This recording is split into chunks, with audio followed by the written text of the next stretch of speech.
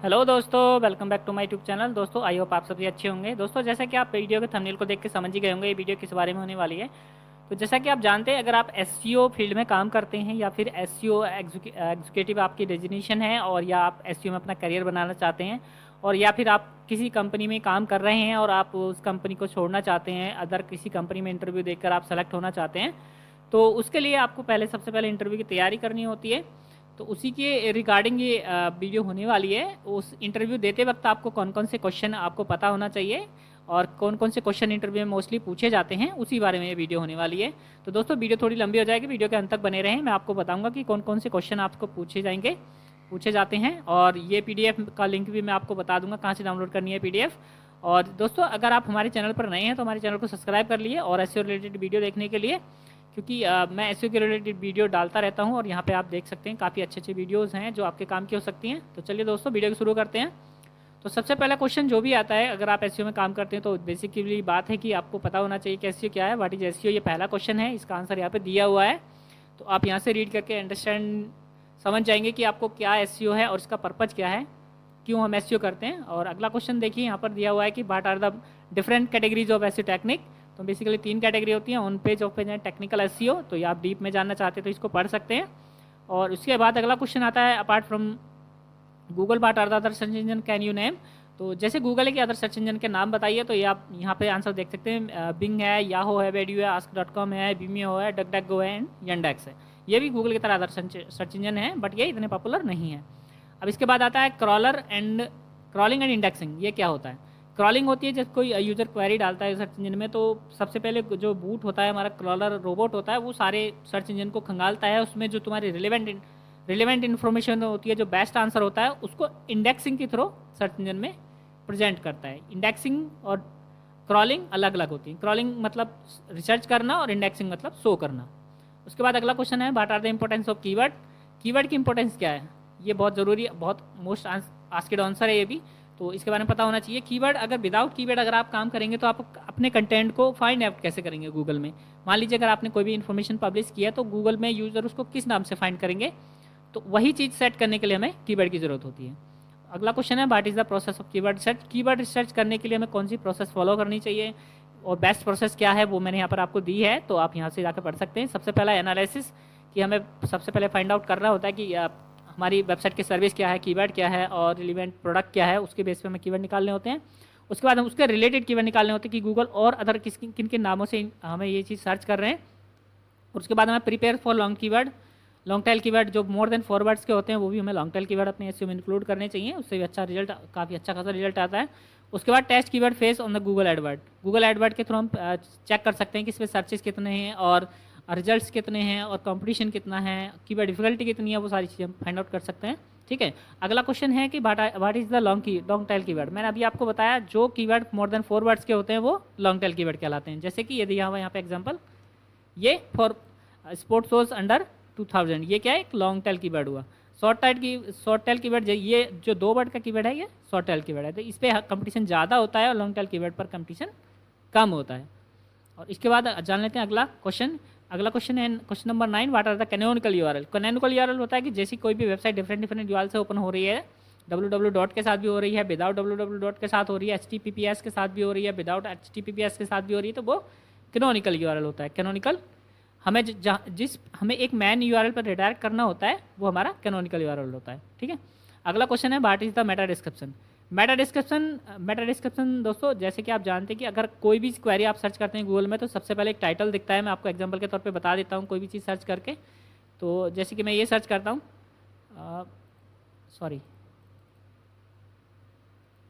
जैसे मैं ये चीज़ सर्च किया मैंने, तो यहाँ पर जो भी चीज़ आप देख रहे हैं, ये जो दिख रहा है दोस्तों, ये क्या है? मेटा टाइटल है, और ये मेटा डिस्क्रिप्शन है। जस्ट इसके नीचे ये मेटा टाइटल दिख रहा है और ये मेटा डिस्क्रिप्शन दिख रहा है। ठीक है। तो ये मेटा डिस्क्रिप्शन हुआ। उसके बाद जान लेते हैं what are the alt attribute. Alt tag क्या होता है? ऑल्ट टैग, कोई भी इमेज या मल्टीमीडिया हम अपनी वेबसाइट में यूज़ करते हैं तो विदाउट ऑल्ट टैग और ऑल्ट एट्रीब्यूट के इंडेक्स नहीं होती है, तो उसको इंडेक्स कराने के लिए हम ऑल्ट टैग का यूज़ करते हैं। क्वेश्चन नंबर 12 है, what do you understand by the backlinking, what is the important. Backlink क्या है और इसका इंपॉर्टेंस क्या है? दोस्तों जब भी हम बैकलिंक, ये ऑफ पेज एसईओ का पार्ट है, तो बैकलिंक क्या होता है कि जैसे कि हम अपनी वेबसाइट के प्रोफाइल किसी अदर साइट पे बनाते हैं, तो वो क्या होता है, वो हमें साइट एक बैकलिंक देती है, तो उसको हम बैकलिंक बोलते हैं। आपस में हम जब लिंक करते हैं अपनी वेबसाइट को दूसरी वेबसाइट से, तो वो बैकलिंक होता है। इसकी इंपॉर्टेंस होती है, ये एक एसईओ रैंकिंग फैक्टर है जो ज़रूरी होता है। जिस वेबसाइट के अच्छे बैकलिंक्स होते हैं, ज़्यादा मात्रा में बैकलिंक्स होते हैं, अच्छी क्वालिटी के होते हैं, तो उसको गूगल प्रायोरिटी देता है रैंकिंग में। ठीक है, अगला क्वेश्चन है, what are the difference method of the backlinking. Backlink बनाने के डिफरेंस मेथड्स क्या क्या हो सकते हैं। तो दोस्तों सबसे पहला, जैसे कि आप यहाँ पे देख पा रहे होंगे, ब्लॉग पोस्ट है, आर्टिकल पोस्ट है, फॉरम पोस्टिंग है, profile creation also and Yahoo answers है, ब्लॉग कमेंटिंग है, directory submission, social book marking, press release है, डीप लिंकिंग है, और गेस्ट ब्लॉग यानी आउटरीच। इस तरह के क्वेश्चन भी हो सकते हैं। अगला क्वेश्चन है, what are the most important SEO ranking factor, यानी कि एसईओ की रैंकिंग प्राप्त करने के लिए, एसईओ में अच्छी रैंकिंग लाने के लिए हमें कौन कौन से फैक्टर को अप्लाई करना चाहिए। सबसे पहला होता है quality of content. Content is the king, ये एसईओ का एक रियल फैक्ट है कि जिस वेबसाइट का कंटेंट अच्छा होता है वो किंग होती है सर्च इंजन की वेबसाइट। ठीक है, quality of backlinks, page speed, image all tag, mobile friendliness और user experience, content freshness and domain age and URL and authority also. ठीक है, अगला क्वेश्चन है, what are the Panda and Penguin equate. Panda क्या है और penguin क्या है। पांडा एक गूगल का बहुत बड़ा एल्गोरिदम अपडेट है जो कि 2011 में रोल आउट हुआ था। इसने क्या किया था, जो लोअर रैंक या पुअर कंटेंट वाली साइट्स थी जिन पर कंटेंट कम था, उन वेबसाइट को इसने हर्ट किया था और उनकी रैंकिंग डाउन हो गई थी। ठीक है, उसके बाद आया था पेंगुइन। पेंगुइन भी अपडेट 2012 में आया था। इसमें क्या कर ये 2012 में लॉन्च हुआ था। ठीक है, इसने पैनलाइज किया था उस वेबसाइट को जिसके स्पैम बैकलिंक बने हुए थे। स्पैम यानी कि कहीं पर भी बैकलिंक बना था, लो क्वालिटी साइट पे या फिर अदर जगह बैकलिंक बना था, और लो क्वालिटी बैकलिंक्स की वजह से इसने इसको वेबसाइट को पैनलाइज किया था, इफेक्ट किया था। अगला क्वेश्चन है, what is the Google Hummingbird. Google Hummingbird ये भी एक गूगल एल्गोरिदम अपडेट है, ये 2013 में आया था। और इसने क्या किया था, ये जो इसका जो मेन पर्पस था वो क्वेरी इंप्रूवमेंट था। जैसे कोई यूज़र सर्च करता है गूगल में कुछ भी, तो उसकी रिलेवेंसी को इम्प्रूव करने के लिए ये अपडेट आया था। उसके बाद क्वेश्चन नंबर 17 है, what is the domain authority and what is important. Domain authority एक रेटिंग होती है जो 100 में से मिलती है वेबसाइट को। ये मोज के द्वारा डेवलप की गई है, आप डिटेल में यहाँ से पढ़ सकते हैं। और उसके बाद आता है what is rank brain. Rank brain एक गूगल आर्टिफिशियल सिस्टम है, प्रोग्राम है जो कि गूगल के द्वारा डेवलप किया गया है मशीन लर्निंग और इन्फॉर्मेशन इकट्ठी करने के लिए। आप यहाँ से और डिटेल में इसको पढ़ सकते हैं। What is an XML site में। एक्सएमएल साइट में एक्सटेंसिबल मार्कअप लैंग्वेज, ये एक साइट मैप होता है जो कि बैकएंड में होता है वेबसाइट के। ये क्या करता है कि जो बूट होता है उसको बताता है कि हमारी साइट में कौन कौन से पेज मौजूद हैं, कौन सा पेज हमने रिसेंटली अपडेट किया है, उसका एग्जांपल भी आपके सामने दे रखा है। इस तरह से इस एक्सएमएल साइट मैप होता है। उसके बाद जान लेते हैं what is AMP. Accelerated mobile page. जो पेज मोबाइल डिवाइस में अच्छे से रिस्पॉन्स करते हैं वो एएमपी होता है। एएमपी के अंडर आते हैं। ठीक है, तो ये बहुत ज़रूरी होता है एसईओ रैंकिंग के लिए।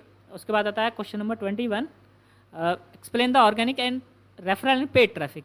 ये तीनों तरह की कैटेगरीज होती हैं ट्रैफिक जनरेट करने की, तो आप इनको इसके बारे में ज़रूर पता होना चाहिए, बहुत क्वेश्चन पूछा जाता है। तो सबसे पहला आता है ऑर्गेनिक ट्रैफिक। ऑर्गेनिक ट्रैफिक होता है जो कि सर्च इंजन के थ्रू आता है, यानी कि अगर आपकी वेबसाइट टॉप में रैंक कर रही है, टॉप 10 में रैंक कर रही है, वहाँ से क्लिक करके जो भी यूज़र जाएगा तो वो ऑर्गेनिक ट्रैफिक होता है। रेफरल ट्रैफिक, अगर मान लीजिए आपने किसी वेबसाइट पर बैकलिंक बनाया है या फिर आपने अपनी ब्लॉग की पोस्ट को फेसबुक पर शेयर किया, वहाँ से अगर कोई ट्रैफिक जनरेट होता है तो वो हमारा रेफरल ट्रैफिक होता है। पेड ट्रैफिक, मान लीजिए हमने कोई ऐड चलाया है, गूगल पीपीसी के थ्रू हमने ऐड चलाया हुआ है और ऐड के थ्रू जो भी ट्रैफिक आता है वो हमारा पेड ट्रैफिक के अंदर आता है। उसके बाद आता है question number 22, what is the limit of description and title tag. ये बहुत इंपॉर्टेंट क्वेश्चन है दोस्तों, अक्सर ये पूछा जाता है और ये आप इसके बारे में आपको पता होना चाहिए। तो जो मेटा टाइटल की लेंथ होती है वो 50 to 60 कैरेक्टर होती है और मेटा डिस्क्रिप्शन की होती है 150 to 160 कैरेक्टर। ठीक है, उसके बाद जान लेते हैं अगला question, difference between the do follow and no follow. Do follow simply जो गूगल को सिग्नल देते हैं इंडेक्स करने के लिए, वो डू फॉलो होता है। जो गूगल बूट को इग्नोर कहते हैं कि इग्नोर कीजिए इसको, वो नो फॉलो लिंक होता है। आप डिटेल में यहाँ से पढ़ सकते हैं। और अगला क्वेश्चन है what is the anchor text. Anchor text ये बहुत अच्छा क्वेश्चन है। एंकर टेक्स्ट, मान लीजिए अगर कहीं भी आपने कंटेंट शेयर किया है, वहाँ पर जो भी आपका क्लिकेबल आपका जो टेक्स्ट दिख रहा होगा उसको हाइपर टेक्स्ट कहते हैं, एंकर टेक्स्ट कहते हैं। ठीक है, अगला जान लेते हैं what is the TLD, top level domain, यानी कि .com, .net, .org, ये क्या होती हैं, हमारी टॉप लेवल .com होती हैं, TLD। अब उसके बाद आता है what is CCTLD, country level code top level domain. ये देखिए country code top level domain, यानी कि .in, .us, डॉट AU, इस तरह की जो वेबसाइट होती हैं वो CCTLD होती हैं। What is the method do you use to redirect the page? आप पेज को रिडायरेक्ट करने के लिए कौन कौन से मेथड यूज़ करते हैं? सबसे पहला है 301 एंड 302। 301 दोस्तों यूज होता है परमानेंट रिडायरेक्शन। मान लीजिए आपको कोई पेज था वो डिलीट हो गया, उसको परमानेंटली रिडायरेक्शन करना है होम पेज पे, तो उसके लिए 301 यूज़ करेंगे। या हमने अब 30 हम कब यूज़ करते हैं? मान लीजिए कोई सर्विस है, अभी सीजन ऑफ चल रहा है उसका, अभी हम उसको उसकी सेल नहीं चल रही है, या हम कुछ टाइम के लिए बंद करना चाहते हैं, तो हम उसको टेम्परेली 302 के तरह रिडायरेक्ट कर देंगे अदर पेज पे। जब वो फिर से सर्विस एक्टिवेट होगी तो हम फिर उसको फिर से हटा देंगे, तो वो हमारी फिर से चालू हो जाएगी। What is the robot Meta tag? दोस्तों ये बहुत क्वेश्चन पूछा जाता है, रोबोट टैग क्या होता है? तो रोबोट टैग बेसिकली दोस्तों होता है no follow no index, index no index. ये जो हमारी रोबोट TXT फाइल होती है उसमें ये जो यूज होते हैं मेटा रोबोट। ठीक है, अगला तो क्वेश्चन है what is the anchor text in SEO? Anchor text मैंने दोस्तों अभी आपको पिछले क्वेश्चन में बताया कि जो क्लिकेबल टेक्स्ट होता है हमारा वो एंकर टेक्स्ट होता है। आप डिटेल में यहाँ से पढ़ सकते हैं इसको। और एग्जाम्पल के तौर पर मैंने आपको ये दिखा दिया, ये जो ब्लू है यहाँ पर अगर आप कोई क्लिक करेगा तो ये अदर पेज पर जाएगा, तो ये हमारा हुआ एंकर टेक्स्ट। ठीक है, उसके बाद अगला क्वेश्चन है what is the HTML site map? HTML site map hyper text markup language. ये एक HTML साइट मैप होता है जो कि यूज़र के लिए होता है। जैसे आपने किसी वेबसाइट पे देखा होगा, उसके फुटर में जाके एक HTML साइट मैप के नाम से URL होगा, वहाँ पे क्या होता है कि पूरी वेबसाइट का एक फ्रेम, एक डिज़ाइन, एक लिस्ट दी होती है जिसमें सारे पेजेस, कैटेगरीज जो भी वेबसाइट पे मौजूद होते हैं, सारे पेजेस, उनका एक लिस्ट बना होता है, उसको हम HTML साइट मैप कहते हैं। उसके बाद अगला क्वेश्चन है what is XML site map? ये extensible markup language XML site map होता है, इसका मैंने आपको पहले ही बताया था ऊपर, इस तरह से होता है। उसके बाद अगला क्वेश्चन है what are the spider robot and crawlers? Spider robot and crawlers एक सॉफ्टवेयर प्रोग्राम होता है जो कि सर्च इंजन के द्वारा यूज किया जाता है इन्फॉर्मेशन को दिखाने के लिए। उसके बाद अगला आता है व्हाट इज NAP? NAP मतलब नेम एड्रेस फ़ोन नंबर। ये लोकल SEO का पार्ट्स है। कोई भी वेबसाइट या कोई भी बिजनेस अगर किसी लोकल एरिया में रैंक कराना होता है तो उसके लिए हमें NAP यूज़ करते हैं, जिसमें हम बिजनेस लिस्टिंग वगैरह करते हैं, तो उसमें हम नाम एड्रेस फ़ोन नंबर बिजनेस का देते हैं जिससे कि लोग क्वेरी कर सकें, कॉन्टैक्ट कर सकें। What are the some black hat SEO technique? दोस्तों ब्लैक हैट SEO टेक्निक काफ़ी सारी हैं, बट अभी क्या है, ब्लैक हैट SEO हमें यूज नहीं करना होता है, नहीं तो हम गूगल से पेनलाइज हो सकते हैं। तो क्लॉकिंग, कीवर्ड स्टफिंग, कॉपिंग कंटेंट, ये क्या है, ब्लैक हैट SEO की टेक्निक है। तो इन्हें हमें इग्नोर करना है। ठीक है, अगला क्वेश्चन है what is the canonical issue? Canonical issue मैंने आप ये पहले बताया था आपको, जब कोई वेबसाइट डिफरेंट URL से ओपन हो रही होती है तो हमें उसको कैनोनिकल इशू बोलते हैं। ठीक है, what is the WWW stand for? WWW stand for क्या होता है? World wide web. ये क्या था, पूरी दुनिया की जो भी वेबसाइट होती हैं उनका एक डेटाबेस होता है। ठीक है, अगला क्वेश्चन है name of the some popular SEO tool. जो पॉपुलर SEO टूल हैं उनके नाम बताइए। सबसे पहला गूगल सर्च कंसोल है, गूगल एनालिटिक्स है, मोज है, AHREF है, स्पिरिचुअल सोल है, सैमरस है, स्ट्रीमिंग फ्रो है। ये काफ़ी सारे SEO टूल है जो हम डेली SEO टास्क में यूज़ होते हैं। कीवर्ड एक्सप्लेन कीवर्ड क्या होता है? मैंने आपको पहले ऊपर भी था ये क्वेश्चन, मैंने आपको बता दिया था कि कीवर्ड क्या है। एक क्वेरी, एक टर्म होता है जिसके थ्रू हम किसी इन्फॉर्मेशन को फाइंड आउट करते हैं गूगल में। ठीक है, what is the keyword frequency? दोस्तों ये बहुत क्वेश्चन है जो काफ़ी बार पूछा जाता है। The number of time the particular keyword appears on the web page. कितनी बार एक वेब पेज पे कीवर्ड दिखा है वो क्या होता है, कीवर्ड फ्रिक्वेंसी होती है। आप डिटेल में पढ़ सकते हैं। And what is the keyword difficulty? Keyword difficulty क्या होता है? Keyword difficulty how much hard to rank a keyword. ये कीवर्ड डिफिकल्टी होती है कि कितना हार्ड है इस कीवर्ड को रैंक कराना, उसके एक लिमिट होती है कि वो कीवर्ड डिफिकल्टी होती है। What is the keyword proximity? ठीक है, कीवर्ड प्रोमेक्सिटी होती है कि हमने अपने दो कीवर्ड्स के बीच में कितनी दूरी रखी हुई है, ये क्या होता है, कीवर्ड प्रोमेक्सिटी होता है। Keyword density how much percentage of the keyword use on A web page. कितनी परसेंटेज है आपके कीवर्ड की टोटल कंटेंट के मुकाबले? 3 से 4% से ऊपर नहीं होनी चाहिए कीवर्ड डेंसिटी। उसके बाद अगला क्वेश्चन है what is keyword stuffing? Keyword stuffing किसे कहते हैं? जब कोई keyword stuffing consider as a form of black hat SEO। ये ब्लैक हैट SEO की टेक्निक है और डिटेल में आप पढ़ सकते हैं। What is keyword stemming?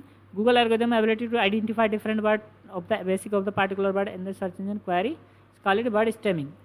आप डिटेल में ऐसा पढ़ सकते हैं। और अगला क्वेश्चन है 45 number, what is keyword prominence? Keyword prominence show the potential placement, यानी हम जब कीवर्ड को अपने कहाँ हमने यूज किया कीवर्ड, वो प्रोमिनेंस के अंदर आता है। How many keyword should you use on A web page?